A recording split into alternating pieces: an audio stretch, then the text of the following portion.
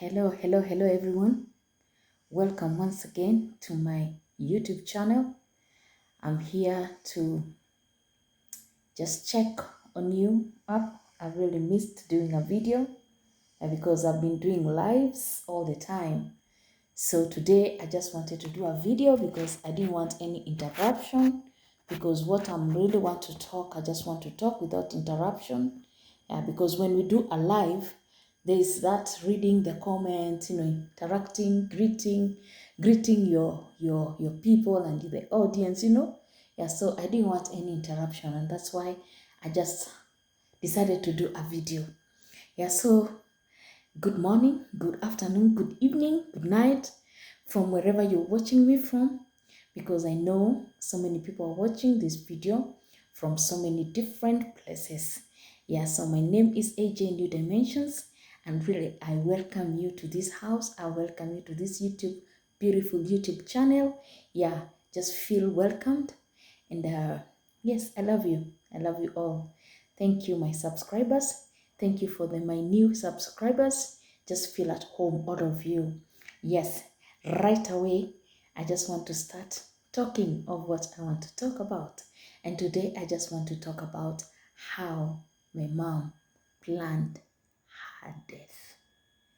Yes, I know it's hard, yeah? I know it's hard, but she did that. She did plan her death for quite a long time, 1 year. It was barely 1 year. Yeah. I can say 1 year. 1 year and some few months. So it all started when my dad was not feeling well, and my dad was very, very ill. And we used to take care of my dad at home because the hospital could not have done anything. So they just instructed us to take care of dad at home and to give him that care at home. I've forgotten how it's called, but I'll remember. So after my dad died, after my dad passed on, my mom, she started, being affected, and she started planning her own. And I think they were very close. They were very good friends. So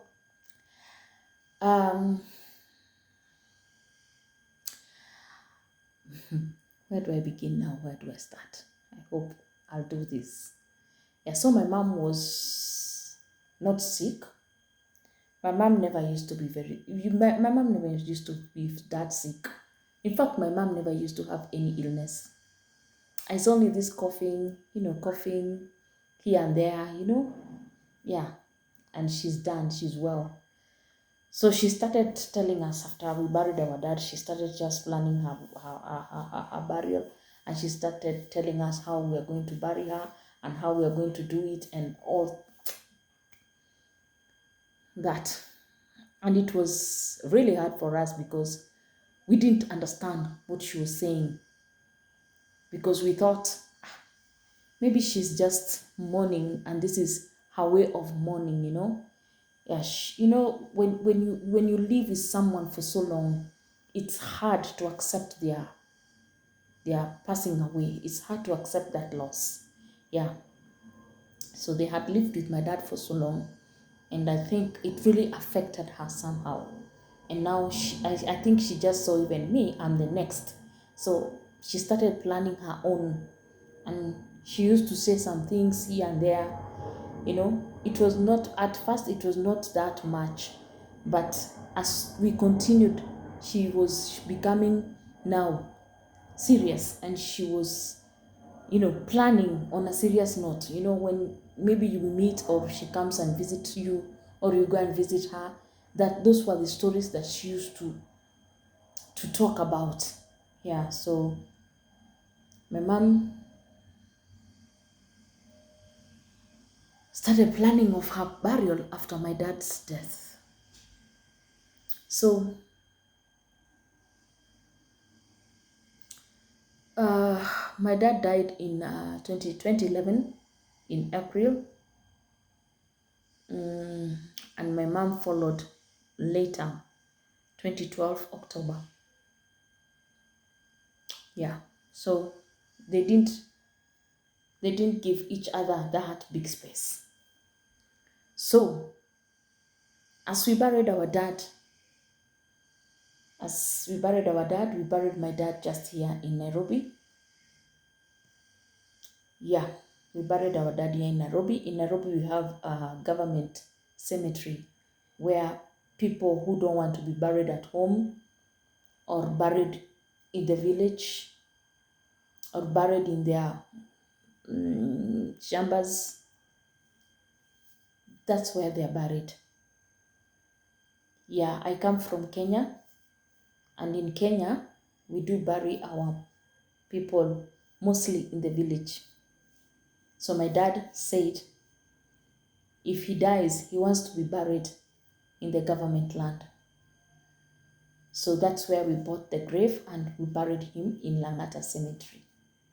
So as we were burying him, my mom just pointed to the next grave and she said, you know what? She told us, you know what? Her children, you know what? Even me, I want to be buried next to my husband. And no, we could not understand. And we were like, what are you saying? Because there's no way we can buy this grave right now because it's so scary. Okay, I've seen people buying graves even when they are alive. They fence it well.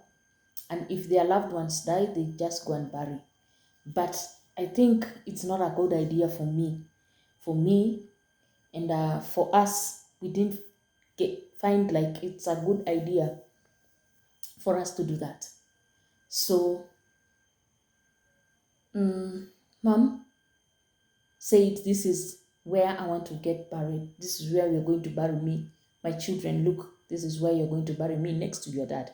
We asked her, you know what? You know very well that this is not our land. And there's no way we can tell these people to leave this space blank for you because you are not dying tomorrow. You are not dying any time soon. You are not sick. There's nothing that's going to happen to you. Why are you saying that you're going to be buried here? You know, this is not your land. And she told us, you know, I think you guys cannot understand, but me, I know what I'm saying. This is where I'm going to be buried, next to my husband. We brushed it off and we are like, maybe this is the way she's mourning and this death has really affected her. And we just took it like that lightly, you know. Yeah, so as time went by, after 1 year, we went back to check because when you bury your person in Langata, you need to go check because something can happen, you know. You don't trust. This is not your land. So you don't trust. So you keep on checking, you know, if your grave is still there, yeah, where you buried your person, is it still there? So you keep checking. You keep going there to check. So after 1 year, we went back and we just found the place she identified. No one, after 1 year, imagine, no one has been buried there. And we did not speak to anyone. We did not tell anyone to preserve for us this place. We did not give anything to be preserved for this place. And it was still there. And she pointed and said, you see, my place is still there. And she could talk and say to daddy, he used to call my daddy. They used to have a pet name. And she used to call my daddy the man who showed her lights. The man who showed her lights. The man who brought her to Nairobi. Yeah. In her language, she used to say that. And he says, you see, my man is still here. My grave is still here. This is where I'm going to be buried next to my husband. Will you wait and see? So as we were like, hey, this woman is getting serious, man. Hey, mommy is getting very serious. Yeah, this is where she's going to be buried. And at that time, she's not sick. She's well. She's strong because my mom was very strong. Yeah, we'll talk about her later. About her strength, about the person that she used to be. Yeah, so after we left that place, in fact, as we were just there, standing there and, you know, checking up on the grave, she went aside. There was a tree just aside, and she clinged on that tree. And she looked worried. She looked like she was worried, and she looked so sad. Yeah, she looked so worried and she looked so sad, and you could see the sadness all over her. And we could just console her and tell her, Mommy, don't worry. This is life, this is how it is. But we didn't know that this death was very near to her. This death was very near. So we went back home. We went back home, and now she started now. She started on a serious note. On a serious note, she started telling us how she's going to be buried. How she's going to be buried. She said, you see, even how you carried, because my dad died at home, even how you carried your dad from home, eh? From that, with that ambulance, Umash ambulance, that is the place that I want to be taken, the morgue. She even identified the morgue. She even identified how she's going to be carried from where she is to the morgue. And we are like, seriously, me, I asked her, so now you even know how you're going to die. You're going to die in the house, they come, they carry you. How do you know if you're going to die in the hospital, you're going to die? She told me exactly what I'm saying is what they're going to do. So listen carefully. So this time around, it reached around August there. She came to my place. So when she came to my place that time, we did not sleep. We did not sleep. We did not sleep. We did not sleep. She did not sleep. She was coughing, but I was trying to give her some, 7Cs. I had I had some coughing syrup, at least because she was coughing a lot. And she was telling me, I'm just coughing and just have a cold. And you can't think like a cold can kill someone. And she was coughing and she was telling me these stories. In fact, we did not sleep because she was talking about this thing intensively, Yani. Now she's talking it in deeply. She's talking it deeply now. Me, I was like, now what is this? So me, I didn't sleep. She didn't sleep. She was just talking about how she's going to be buried. If she even told me the color of the casket. She even told me to do what. She even told me, she used to go to this church, PCEA, and PCEA, they wear this color. I didn't even know I'm going to speak about this. I think they wear this color, yes, because I remember when we went to look for her dress, because we didn't want her to be buried with the older dress suit that she had before, because she was in the women's guild. So we went to look for a suit for her, a new one. And this is the color. I remember this is I didn't even know that I will wear this. I didn't know. Yeah, it's just a coincidence. So we went, and she told me, you know what, you guys, you make sure that I know the women's guild will dress me in that women's guild uniform. They will tie my scarf on my head. They will put the badge. This is the badge. This is everything. She arranged everything. Because those things, they are returned. They are returned to the women's guild. When someone dies or their member, it is returned. So she did all of those.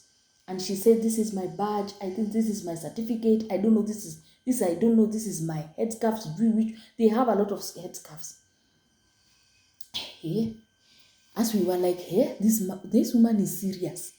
She's leaving, she's going. She was arranging her burial like she's arranging something very good. It's like she's arranging a party, or a graduation party for herself, or a wedding party for herself. She was just arranging things. Yani, you could not believe that this person is arranging her own funeral, her own burial. And she was very serious doing that. Yeah, I'm telling you. So, and she went and got a picture. She brought a picture and told us, you see, me and my siblings, see, this is the picture that I want you guys to put on my casket. This is the picture that I want you to put on the gazette. This is the picture that I want you to put when you're doing all my funeral arrangements. I don't know what, this is the picture that you guys are going to use in my burial. We're like, hey, this is becoming too much. Now you start thinking in a different way, and you're like, what is this one now? What is this? But anyway, We didn't take it seriously, by the way. We didn't take it seriously. As we didn't take it seriously, I cannot come here and start telling you guys, tomorrow I'm going to leave, tomorrow I'm going to do this, tomorrow's view I'm going. No, at least, yes, I'm going to do this, but I cannot come here and tell you guys tomorrow. Now I'm arranging my burial. This is what I want this to be done. I'm going very soon. I've already identified where they are going to be buried, and where I'm going to be buried is not my place. It is a government place, And she was sure that she's leaving. I think she could feel it. I think even death spoke to her. People say death is secret. No, from that day I believe like sometimes death speaks, and this her death really spoke to her very well. So she arranged everything, and August, now she comes to my place. She tells me even the color of the casket. She tells me everything now in very deep, whatever things, very deep things. She tells me a lot, and she goes in August, and we are seeing each other. Or September, we are okay. So this October comes, and we are just okay. She's okay. She's fine. She's doing very well. Even the coughing now has stopped. She has gone to the hospital. But this day, she just called me on Sunday. It was on Friday. She called me on a Friday, and she told me, you know what? I'm not sleeping, and I'm not eating. I've lost appetite and I've lost sleep. What am I going to do, my daughter? And I've gone to the hospital, and they have just given me multivitamins, and they have given me something, pills to sleep. But I'm not also sleeping. Even if I take these pills, I'm not sleeping. And even if I take these vitamins, I'm not eating. I told her, you know what? I'm going to come and take you to a good hospital. Yeah, we're going to a government hospital. Government hospitals are very good in diagnosis. I'm going to take you there. They do for you a test and everything. We see what is wrong, what is not making you to eat, and what is not making you to sleep. And then you're okay. And I told her, you know what? There's some money here. Let me send for you. At least you eat meat. She really loves nyama choma. She really loved nyama choma and chips and even Coca-Cola. She loved. And also my dad, they used to go out for sometimes they used to have a date. They used to go for a date, and my dad used to take her for a date, and they used to go and eat nyama choma because she really loved nyama choma and chips. She really loved it, and she used to drink Coca-Cola. She loved Coca-Cola. So I told her, you know what? This is the money. Take it. Go and buy yourself nyama. And then she was like, thank you. Yeah, we'll see each other when you come. Because I told her it's on Friday. I'll come next week on Tuesday. I'll be there on Tuesday. Then we go to the hospital, and you'll be checked well now. Yeah, she was okay. And she told me, I'm just okay. My body, I'm not feeling anywhere. I'm sick, it's just sleeping and eating. But I can try and eat nyama choma. And I knew, even if she doesn't have appetite, if she goes and buy nyama choma, at least she will eat. So she went and bought nyama choma, and she told me, okay, I've eaten. She called me and she told me, I've eaten and I'm feeling good. So now I think I'll sleep. I told her, may God give you rest, may God give you peace, may God make you to sleep at least. So it was like that. So on Sunday, I spoke to her again, and she told me it's okay. I told her, I've not forgotten. I'll come on Tuesday to take you to the hospital. And she told me it's okay. So Monday comes at 5. She calls me at 5, and she tells me, you know what? I want to go to the hospital. There was a hospital just near my place there. I want to go to this hospital. I just want them to go and check me because I just want to be checked. I told her, are you feeling bad? She was like, no, not that bad, but I just feel like I want to be checked. I told her, you know what, ma'am, don't go to that hospital, please. I'll come because you're not feeling that bad. I'll come on Tuesday, now tomorrow. It was on a Monday. I'll come tomorrow. And then we do what? We go to the hospital the way we had agreed. She just told me, I'm even closing the doors because she was closing the door now. She was just alone in the house and she even closed the doors. And she said, let me just close the door. Let me just walk a bit and just go and see how they are, if they can give me something, And I was like, okay, just go. But on tomorrow, make sure you are ready by this time because I'm coming, we go.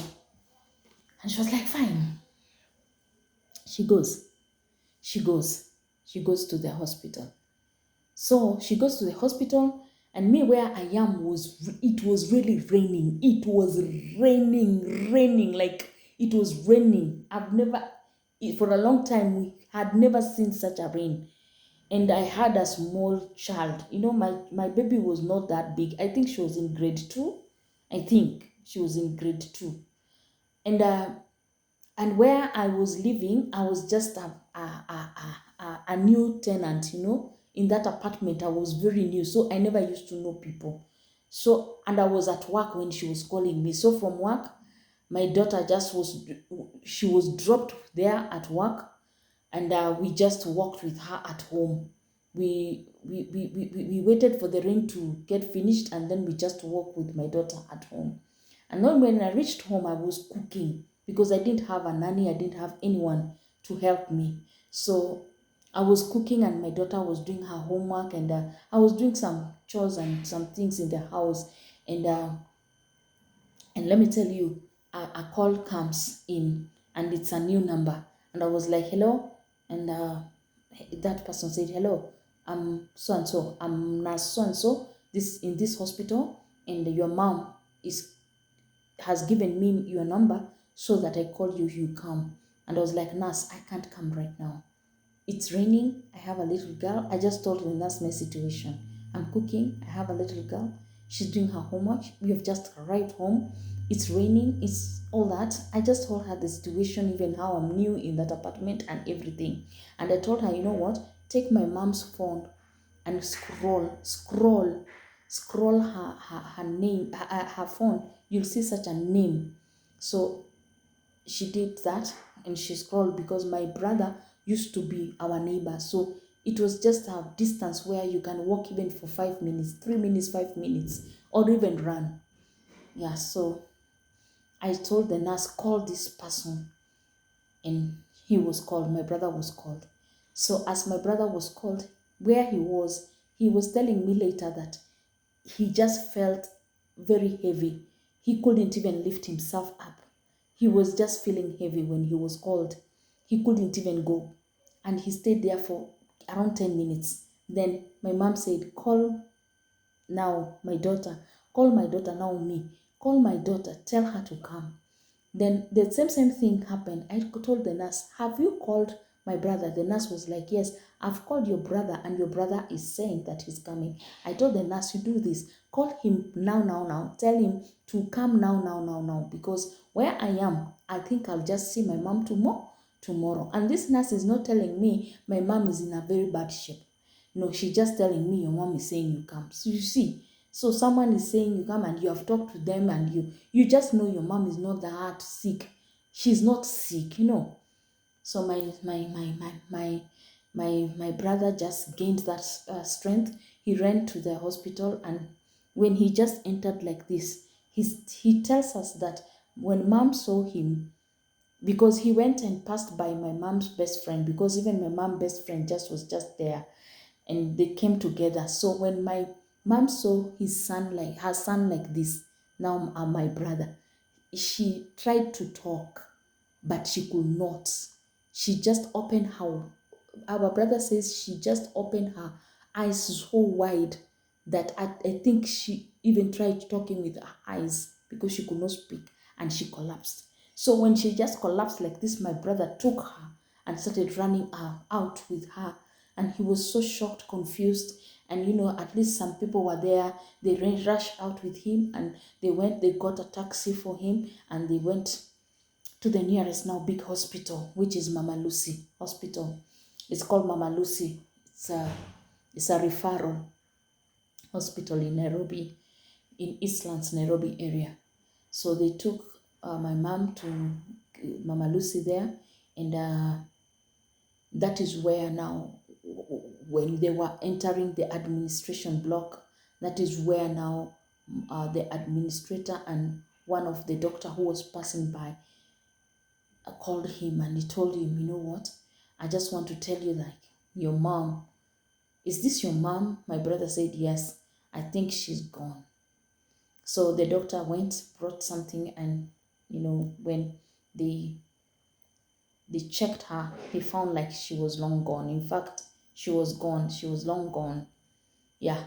So I think I'll continue from there. I'll continue from there. I'll continue from there next time, right? Yeah, I'll continue from there next time. Very soon, I'll come back and continue from there. So from Mama Lucy, this from where she was confirmed, she's no more, all right? She's dead. So I'll continue from there next time. So thank you very much for being here, for supporting me. Thank you so much. I do appreciate. I don't take anything for granted. I do appreciate so much. Yeah, thank you for supporting me. Thank you for giving me all the love, all the support. Yeah, so God bless you. God bless you.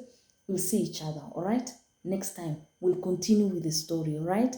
So, stay tuned and stay blessed. Shalom.